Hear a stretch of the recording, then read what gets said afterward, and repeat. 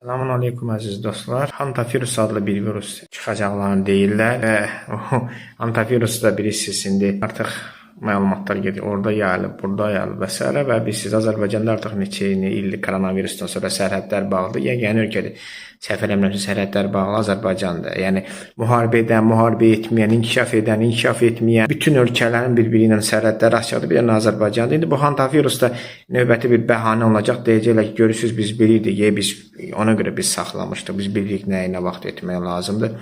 Bunu deyib saxlayacaqlar bu virusu, sizə əmin edirəm. Necə ki İranda bir şey olan gibi görürsüz, biz bilirik, biz görürük, bu oldu, düzələdi. Rusiyada indi Ukrayna biz bilirik. Halbuki Rusiya, Ukrayna, İran, İsrail, Amerika, Qəzza hamısı bir-biri ilə, hamısının sərhəddə açıqdır. Bir Azərbaycandan başqa bu mənim nəyə yadıma saldı. Misirdə Hosni Mübarək hakimiyyəti başlayandan 1981-ci ildə Ənvər Sadıq qəftə getiriləndən sonra Hosni Mübarək hakimiyyətə gəlib, vitse-prezident idi, səlahiyyətlər də aldı əlinə və sonra artıq prezident oldu 2011-ə qədər, məlum hadisələrə qədər, Ərəb baharına qədər. Hosni Mübarək dövründə fövqəladə vəziyyət elan edir və biz bu fövqəladə vəziyyət Mübarəkin bütün hakimiyyət dövründə davam etdi. 1981-ci ildən tam 2012-ci ilə qədər bu Mübarək 11-ci ildə rədd oldu, getdi.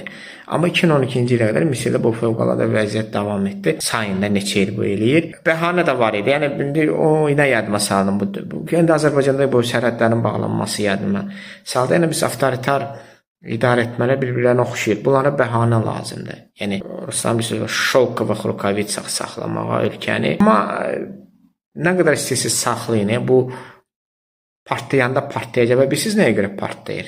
Nə qədər sıxırsan onda partlayır, sıxmayanda partlayıb eləmir. Hansı cəmiyyətlərdə nəsə partlayır? Nə vaxt ki sıxanda.